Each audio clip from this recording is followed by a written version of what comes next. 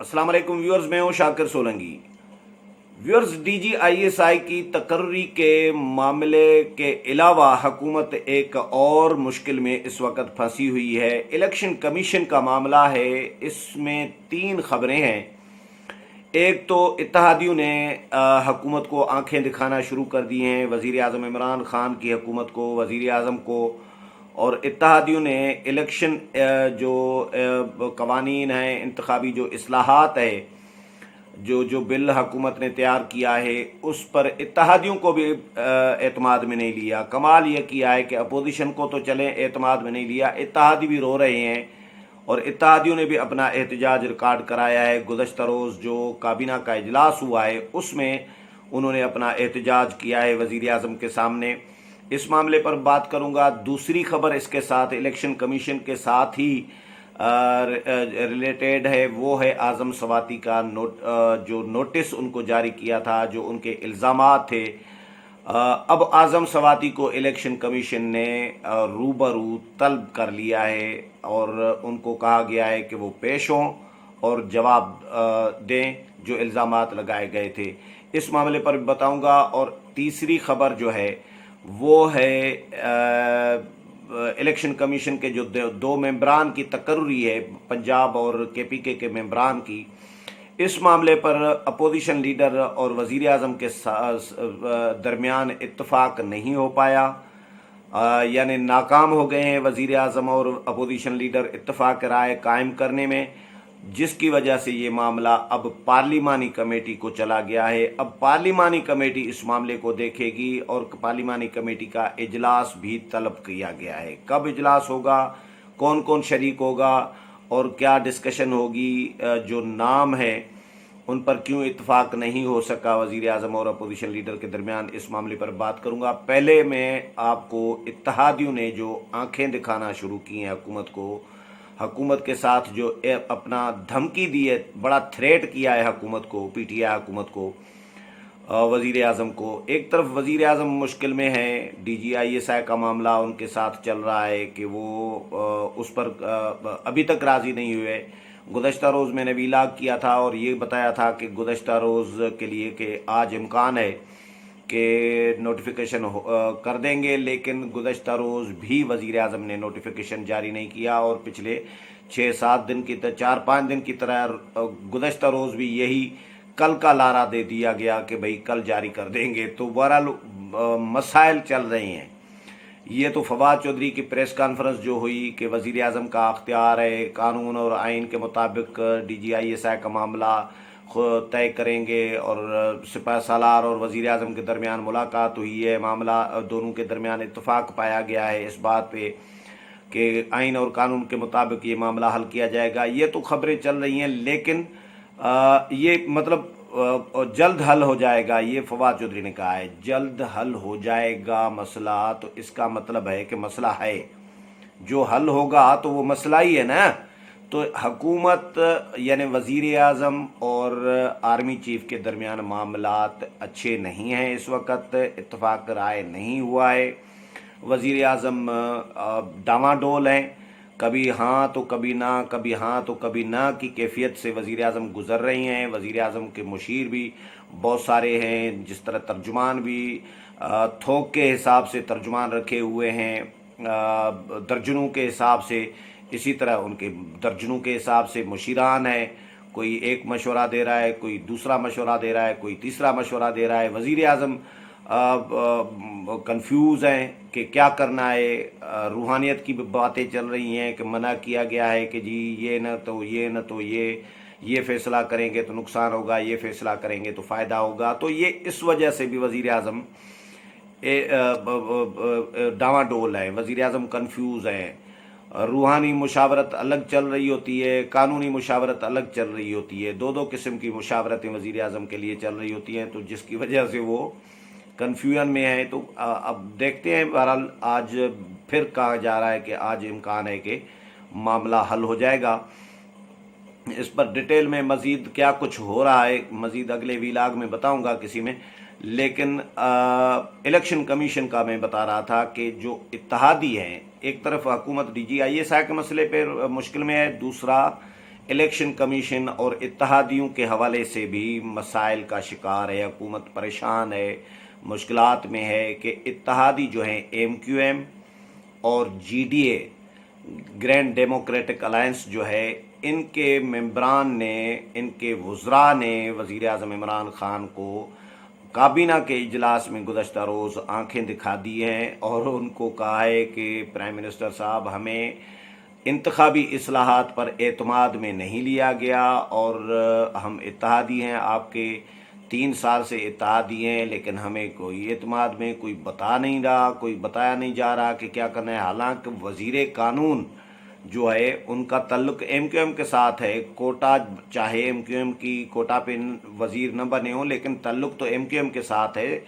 تو ticket M Q M کی ticket پر وہ منتخب ہو کر آئے ہیں، لیکن انہوں نے اپنی پارٹی کو بھی اعتماد میں نہیں لیا۔ آپ اس میں سے اندازہ کر سکتے ہیں، اپوزیشن کو تو انہوں نے کھڈے لائن لگایا ہوا ہے، اپوزیشن کو تو کچھ سمجھتے ہی نہیں ہے، حکومت اپوزیشن کو تو اپوزیشن ماننے کے لیے تیار نہیں ہے، شہباز شریف کو اپوزیشن لیڈر ماننے کے لیے تیار نہیں ہے، اور وہ کہتے ہیں کہ جی وہ کرپٹ ہیں، تو نیب زدہ ہیں اور ہم مشاورت ان کے ساتھ نہیں کریں گے۔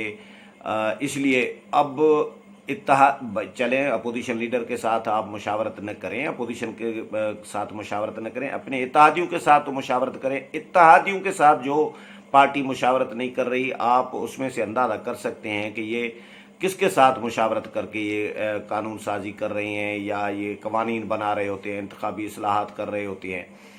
تو ایم کیو ایم کے جو وزیر ہیں امین الحق صاحب، انہوں نے احتجاج کیا ہے کابینہ کے اجلاس میں، اور انہوں نے دھمکی بھی دی ہے کہ اگر اس طرح کا رویہ آپ اپنائیں گے ہمارے ساتھ، اتحادیوں کے ساتھ، تو آگے مزید آپ کے ساتھ چلنا، حکومت کے ساتھ اتحادی بن کر چلنا ہمارے لیے پاسیبل نہیں ہوگا۔ یہ دھمکی دی ہے، یعنی علیحدگی کی دھمکی آپ کہہ سکتے ہیں کہ ایم کیو ایم اور جی ڈی اے نے علیحدگی کی حکومت کو دھمکی دی ہے کہ بھائی ہم الگ ہو سکتے ہیں، ہم سوچنے پر مجبور ہوں گے اگر آپ ہمیں اس طرح ٹریٹ کریں گے۔ تو فہمیدہ مرزا ہیں، جی ڈی اے کی ممبر اور وفاقی وزیر ہیں، انہوں نے بھی امین الحق جو ایم کیو ایم کے وزیر ہیں ان کی بات سے ایگری کیا ہے، اور انہوں نے بھی اپنا احتجاج ریکارڈ کرایا ہے پرائم منسٹر کے سامنے کابینہ کے اجلاس میں کہ ہمیں بھی اعتماد میں نہیں لیا جا رہا اور ہم سے بھی نہیں پوچھا گیا کیا انتخابی اصلاحات کی جا رہی ہیں، ہمیں کچھ بریف تو کرو۔ جس پر کہا جا رہا ہے کہ پرائم منسٹر نے ان کو لالی پاپ دیا ہے۔ یہ لالی پاپ ہی ہوتا ہے کیونکہ وزیر اعظم کے پاس اتنے لالی پاپ ہوتے ہیں، عمران خان کے پاس معیشت کے لیے الگ گئے، تو ہیلتھ کے لیے الگ گئے، ایجوکیشن کے لیے الگ گئے، روزگار کے لیے الگ گئے، یہ سارے لالی پاپ دیے جا رہے ہوتے ہیں۔ اسٹیبلشمنٹ کے لیے لالی پاپ الگ گئے، انٹرنیشنل برادری، عالمی برادری کے لیے لالی پاپ الگ گئے، نوجوانوں کے لیے لالی پاپ الگ ہے، اتحادیوں کے لیے لالی پاپ الگ ہے۔ تو اتحادیوں کو لالی پاپ دے دیا جی اور یہ لالی پاپ دیا جی، یہ بالکل آپ کی بات سے میں ایگری کر رہا ہوں، اور آپ کے ساتھ آپ کے جو ریزرویشن ہے وہ بالکل جائز ہیں، درست ہیں، اور آپ کو اعتماد میں لیا جائے گا۔ یہ لالی پاپ دے دیا، اور اجلاس اب ظاہر ہے لالی پاپ دے دیا، اب کب اعتماد ملیں گے؟ آپ نے انتخابی اصلاحات کا بل قومی اسمبلی سے بل پیش کر کے قومی اسمبلی سے منظور کرا چکے ہیں، اور ای وی ایم تیار کر چکے ہیں، بریفنگس الیکشن کمیشن کو دے چکے ہیں، پارلیمانی کمیٹیز کو، اسٹینڈنگ کمیٹیز کو بریفنگس دے چکے ہیں، لیکن سارا کچھ کر چکے ہیں، لیکن اتحادیوں کو بھی آپ نے اعتماد میں ابھی تک نہیں لیا۔ تو کب لیں گے؟ جب نافذ کرنے کے بعد انتخابات ہو جائیں گے، اس کے بعد آپ تیاری کے وقت ان کو اعتماد میں نہیں لے رہے، تو اپوزیشن کو کیا خاک اعتماد میں لیں گے؟ اپوزیشن کو تو آپ اپوزیشن لیڈر ماننے کے لیے شہباز شریف کو تیار نہیں ہیں۔ تو بہرحال اپوزیشن تو اپنی جگہ پہ، اتحادی بھی حکومت سے اب نالاں نظر آ رہے ہیں، پی ٹی آئی حکومت سے، انہوں نے اپنا احتجاج ریکارڈ کرایا ہے۔ دوسری خبر جو ہے وہ ہے اعظم سواتی کے نوٹس کی، کہ اعظم سواتی کو نوٹس جاری کیا گیا ہے، جو کیا گیا تھا اعظم سواتی اور فواد چودھری کو، کہ وہ جواب دیں کہ جو الیکشن کمیشن پر الزامات لگائے گئے تھے، چیف الیکشن کمشنر پر الزامات لگائے گئے تھے۔ اعظم سواتی نے کہا تھا کہ الیکشن کمیشن نے پیسے پکڑے ہوئے ہیں، چیف الیکشن کمشنر کے حوالے سے الزامات لگائے گئے اور الیکشن کمیشن کو آگ لگانے کی دھمکی بھی دی، لوگوں کو اکسایا۔ اور پھر پریس کانفرنس کی فواد چودھری کے ساتھ، تو فواد چودھری نے کہا کہ جی چیف الیکشن کمشنر کے نواز شریف کے ساتھ تعلقات رہے ہیں اور ان کے ہوں گے تعلقات، الیکشن کمیشن اپوزیشن کا ہیڈ کوارٹر بنا ہوا ہے، چیف الیکشن کمشنر اپوزیشن کا ماؤتھ بنا ہوا ہے، اپوزیشن کی زبان بول رہا ہوتا ہے۔ اتنے سارے الزامات کی ایک سیریز ہے جو حکومت نے جاری کی تھی چیف الیکشن کمشنر کے خلاف، الیکشن کمیشن کے خلاف۔ تو الیکشن کمیشن نے نوٹس لیا اور ان کو نوٹس جاری کیا کہ بھئی جواب دیں۔ انہوں نے پھر الیکشن کمیشن جو ٹائم جو ہفتہ تقریباً دیا تھا، تو انہوں نے پھر الیکشن کمیشن سے مہلت مانگی تھی کہ ہمیں مزید وقت دیا جائے تاکہ ہم جواب جمع کرا سکیں۔ تو الیکشن کمیشن نے 3 ہفتے کا وقت دے دیا تھا، اب 3 ہفتے بھی گزرنے کو ہیں۔ اب الیکشن کمیشن نے اعظم سواتی کو 21 اکتوبر کو طلب کر لیا ہے۔ 21 اکتوبر کو اعظم سواتی کو کہا گیا ہے کہ وہ روبرو الیکشن کمیشن میں پیش ہوں اور جواب دیں، جو الزامات انہوں نے الیکشن کمیشن کے اوپر لگائے تھے ان کے جوابات دیں اور ثابت کریں کہ الیکشن کمیشن نے کب پیسے لیے، کہاں پیسے لیے، کس سے پیسے لیے، وہ ثابت کرنے پڑیں گے۔ جو الزامات انہوں نے لگائے ہیں، الیکشن کمیشن دھاندلی میں ملوث رہا ہے، ملوث الیکشن کمیشن رہا ہے دھاندلی میں، یہ بھی ثابت کرنا پڑے گا کہ الیکشن کمیشن کیسے ملوث رہا ہے دھاندلی میں، نہیں تو پھر ان کے خلاف توہین عدالت جو آرڈیننس ہے اس کے تحت جو الیکشن ایکٹ 2017 ہے اس کے تحت، اس کا شکل 10 ہے میرا خیال ہے، تو اس کے تحت الیکشن کمیشن نے ان کے خلاف ان کو نااہل بھی کر سکتا ہے، ان کو سزا بھی دے سکتا ہے، توہین عدالت کی سزا ان کو مل سکتی ہے، اور اختیارات ہیں الیکشن کمیشن کے پاس، ہائی کورٹ کے ججز کے برابر الیکشن کمیشن کو اختیارات ہوتے ہیں توہین کے، کہ توہین اگر کوئی کرتا ہے الیکشن کمیشن کی تو الیکشن کمیشن وہی سزا دے سکتا ہے، اسی طرح ہی سزا دے سکتا ہے جس طرح ہائی کورٹ کے ججز توہین عدالت کی سزا دے سکتے ہیں۔ تو یہ اختیارات ہیں۔ تو اعظم سواتی کو 21 اکتوبر کو روبرو طلب کیا گیا ہے کہ جواب دیں، کہ یا ثابت کریں کہ الیکشن کمیشن نے کہاں پیسے لیے، کس سے پیسے لیے اور کب پیسے لیے۔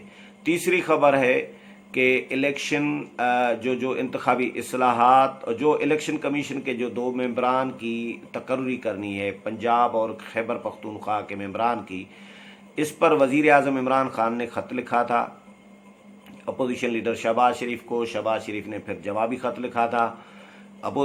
وزیر اعظم نے نام بھیجے تھے دونوں صوبوں کے ایک ممبر کے لیے، 3 نام بھیجے گئے تھے۔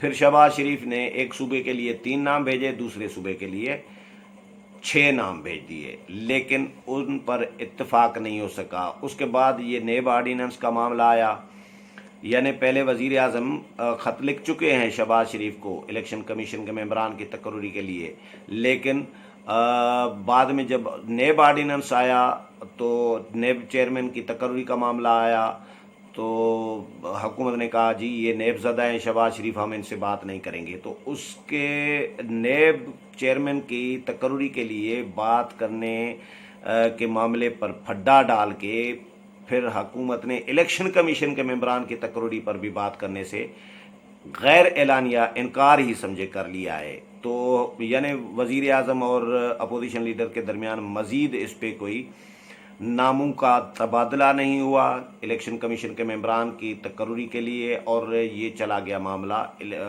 پارلیمانی کمیٹی کو۔ یہ پراسز ہوتا ہے، یہ جو آئینی پراسز ہے کہ اگر دونوں کے درمیان وزیر اعظم اور اپوزیشن لیڈر میں اتفاق نہ ہو سکے کسی ایک نام پر، تو پھر یہ معاملہ پارلیمانی کمیٹی کو چلا جائے گا۔ تو اب پارلیمانی کمیٹی کو چلا گیا ہے معاملہ، اور پارلیمانی کمیٹی کی سربراہ ہیں، چیئرپرسن ہیں شیریں مزاری صاحبہ، اس میں اپوزیشن کے ممبران بھی شامل ہیں، رانا ثناء اللہ، راجہ پرویز اشرف، شاہدہ اختر علی JUI کی طرف سے، اور باقی بھی ممبران ہیں، اور اسی طرح حکومت کے شفقت محمود ہیں، پرویز کھٹک ہیں، اسد عمر ہیں، اور یہ ممبران اعظم سواتی ہیں۔ تو یہ ممبران حکومت کا اور اپوزیشن کے ممبران اس میں شامل ہیں، لیکن یہ بھی مجھے نہیں لگ رہا کہ اتفاق رائے کر پائیں گے۔ اس کا اجلاس بلا لیا گیا ہے جمعرات کو اس پارلیمانی کمیٹی کا، اور اس میں دونوں صوبوں یعنی خیبر پختونخوا اور پنجاب کے ممبران کی تقرری کے معاملے پر غور کیا جائے گا۔ سوچنے کی بات یہ ہے ویورز کہ جب وزیر اعظم اور اپوزیشن لیڈر دونوں کسی اتفاق رائے پر نہیں پہنچتے تو پھر کمیٹی کے ممبران، وہ ممبران جو وزیر اعظم کی پارٹی کے جو ممبران ہیں، وہ وزیر اعظم اتفاق نہیں کر پا رہے تو ان کے ممبران کو کیا اختیار ہوگا کہ کسی ایک نام پر اتفاق کریں؟ اگر اتفاق کسی نام پر وہ کر سکتے ہیں تو وزیر اعظم ہی کیوں نہ کرتے؟ یعنی وزیر اعظم نہیں قبول کر رہے شہباز شریف کا کوئی نام، تو ان کی پارٹی کے ممبران کیسے شہباز شریف کا نام قبول کریں گے؟ اسی طرح شہباز شریف جب وزیر اعظم کے بھیجے ہوئے نام کوئی قبول نہیں کر رہے تو شہباز شریف کی پارٹی یا اپوزیشن کی پارٹیاں وہ شہباز شریف کا مسترد کیا ہوا نام کیسے ایکسیپٹ کریں گی؟